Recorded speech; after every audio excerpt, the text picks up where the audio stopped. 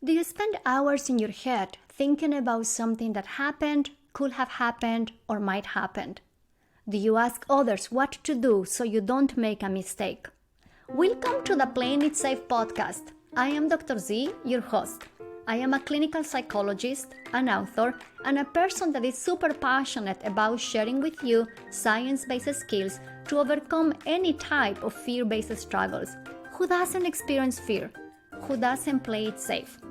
In this show, we will discuss how fear-based reactions happen in day-to-day life, how playing it safe behaviors look like, sound like, and feel like, how you can put into action solid tips from behavioral science to get unstuck from worries, fears, obsessions, and anxieties, and how you can start doing what works, what matters, and what you care about. Behavioral science doesn't have to be boring. Thanks for listening, and let's get started. Hello everybody, this is Dr. Z, and today I am dedicating this episode to all of you who are high achievers, strivers, and people that deeply care about doing things right and perfect. If you have been following my work, you know that I am super passionate about helping you to nurture, cultivate, and create a new relationship with your drive for high achievement without the sleepless nights or hours and hours of regret or years and years of blaming and criticizing yourself. I do believe that acceptance and commitment skills can help you to create and live the life you want to live without losing yourself. You can learn to accept yourself as you are rather than as you wish to be. And if you are prone to being a high achiever, a striver, a perfectionist, then ACT skills can help you to live the life you want to live without dwelling relentlessly on worries, fears, or anxieties. A couple of months ago, I published an audiobook on ACT for Perfectionists that includes 10 episodes that capture the essence of how ACT skills can be helpful to you if you're a high achiever, a perfectionist, or a striver. The reality is that there is a group of people that deeply care about what they do. And quite often they have received messages like, let it go, you shouldn't work so hard. But I know deeply that none of those messages work in the long term. Because at the end of the day, if you are one of those people that really cares about what you do, of course you want to get things right and perfectly. Who wouldn't?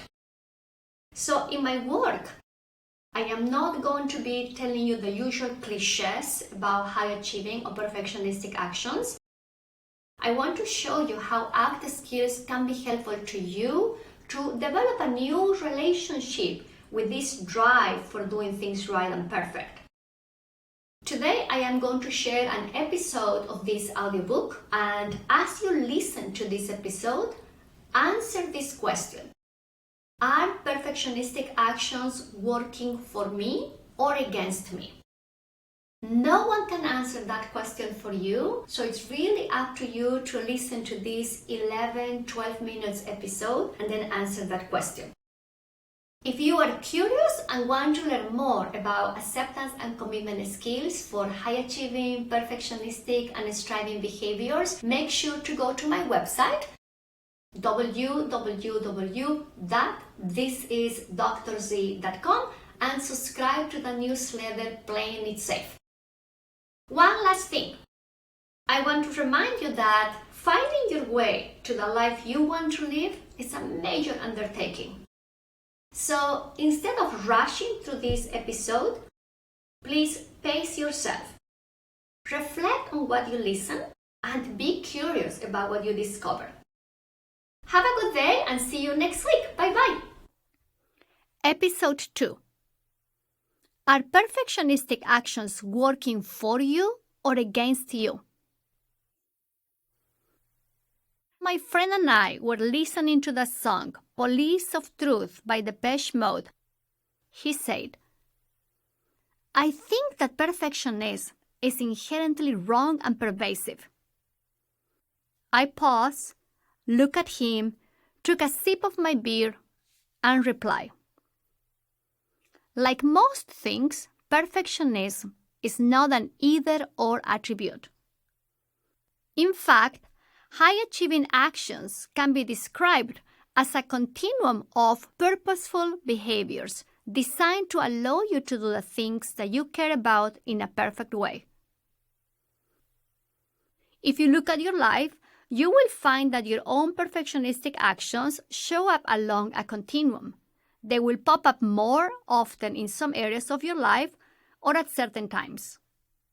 Harnessing the power of perfectionism is how I intentionally choose to describe my view of perfectionistic, high-achieving, and striving actions. To me, high-achieving, striving, and perfectionistic actions reflect a strong sense of caring in some areas of your life that needs to be nurtured, cultivated, and nourished. The conversation with my friend ended with us listening to the song Never Let Me Down Again. I took another sip of my beer and gave him a warm smile. So please grab your favorite drink, find your favorite spot to listen to this episode, and let's dive into it. Let's unpack and check how perfectionistic actions are working in your life. How to distinguish when perfectionistic actions are helpful and when they are not. There are 3 important questions to answer when you are pushing harder and harder, working more and more, and trying to get things perfect to the T. Ask yourself, 1. What is my motivation behind my high-achieving actions? Am I doing it to avoid something, like failure, or to gain something, like approval? Perfectionistic actions are unhelpful when you are relentlessly working hard to avoid feeling like a failure, and you're doing your best to make sure that nobody sees your faults, mistakes, or errors. For example, when making dinner for your friends, are you more focused on making sure that nobody discovers that you're a bad cook, or on your value of connecting with others even though the food may not be the best? If your answer is that you do everything in your power to avoid people seeing what a terrible chef you are, then your perfectionistic behavior is avoidant, and that's unhelpful in the long run. 2.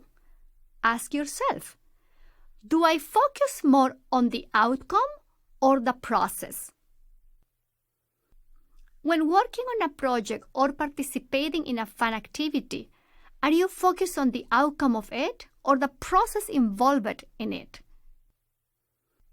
This is an important distinction because as much as you would like to have control over the outcome of your efforts, you only have direct control over your actions. You only have control over what you do and how you do it. But, and this is a big but, if you make the outcome your metric, then your success is out of your control, and you're opening the door to a collection of disappointments, frustrations, and self-criticism.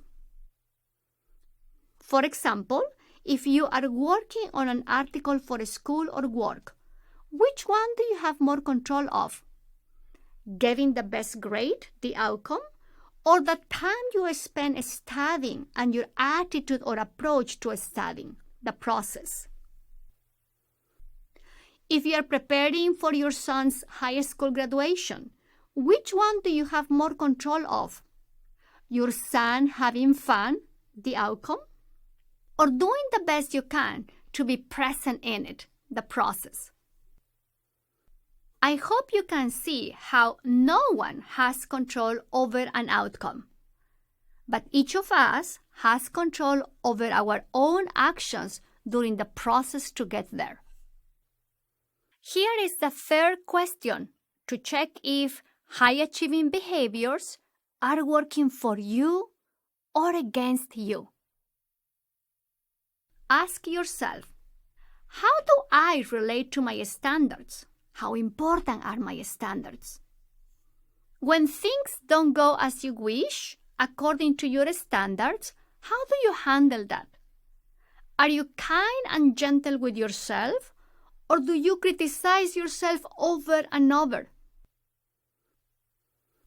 Do you shame yourself? Do you discount your success and accomplishments? For example, if you are preparing a Thanksgiving dinner, you may have thoughts along the lines of, this dinner has to be perfect, otherwise my mother-in-law will be disappointed. Or, I have to lose weight before I go to the workout class. And if your Thanksgiving dinner doesn't come out as perfect as you hoped for, or if you don't lose weight as you were hoping for, you may end up telling yourself, I am irresponsible, I should try harder, what's wrong with me, I should pay more attention, I can't believe I'm such an idiot. Most people struggling with high-achieving actions tend to be harsh with themselves and spend hours criticizing themselves non-stop. If this describes you, you need to buy my book. Oh boy, that was a shameless plug. But if this describes you, you need to learn how to have more self-compassion, since it's impossible to meet your standards every single time. No one can take stock of how your actions are playing out in your life better than you. So moving forward, I encourage you to check in with yourself and look at what's underneath your high-achieving actions. To recap, to check whether perfectionistic actions are working for you rather than against you, you can ask yourself these questions. 1. Am I doing it to avoid something or to gain something? 2. Am I focused on the outcome or the process? 3. How am I relating to my standards when things go south? Now, let's move on to look at why sometimes we push ourselves so hard. Sometimes doing things perfectly makes sense. Rick Barry, a former American professional basketball player, is famous for shooting free throws almost to perfection. Free throws, or full shots, are taken from 15 feet away from a 10-foot tall hoop. The shot seems simple, yet most professional basketball players are successful less than 75% of the time. If you follow basketball, you may know that Barry is a legend and an admitted perfectionist who is proud to say that he views 90% free throw success is the minimum standard. He publicly admitted getting upset when others don't work hard to improve their free throws and simply go to sleep without worrying about their performance.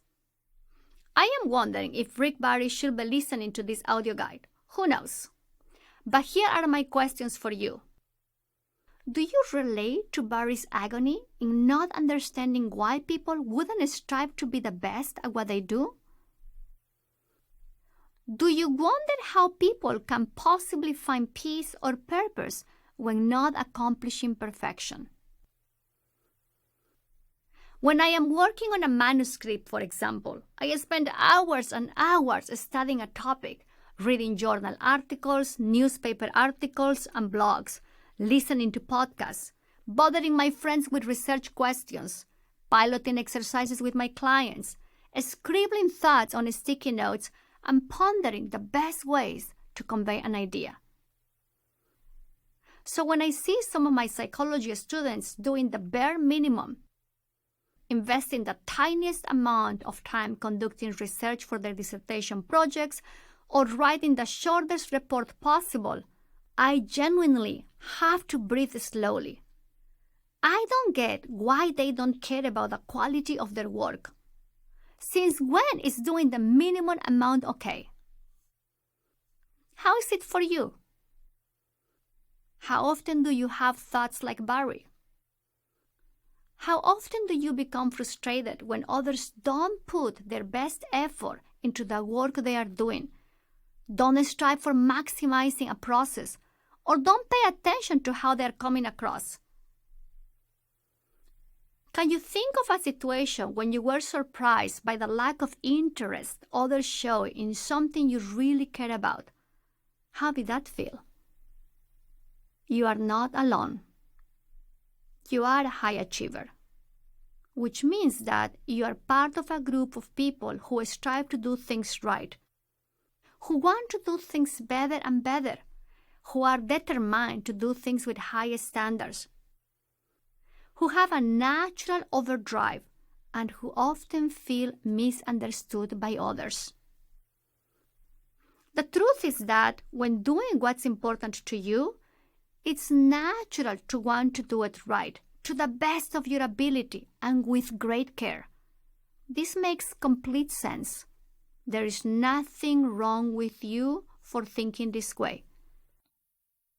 You just need to learn how to effectively handle your standards and your sense of what is important to you, all those moments when the world around you doesn't care as much as you about certain things. In the episodes that follow, you will learn how to do that.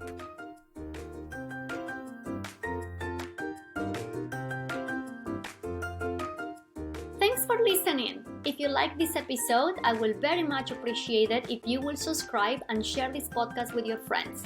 And if you're feeling extra generous, I welcome a review on Apple Podcasts. Show notes of this episode are in the website playingitsafe.zone. Make sure to subscribe to my newsletter so you can receive more tips to stop all types of unworkable playing it safe actions.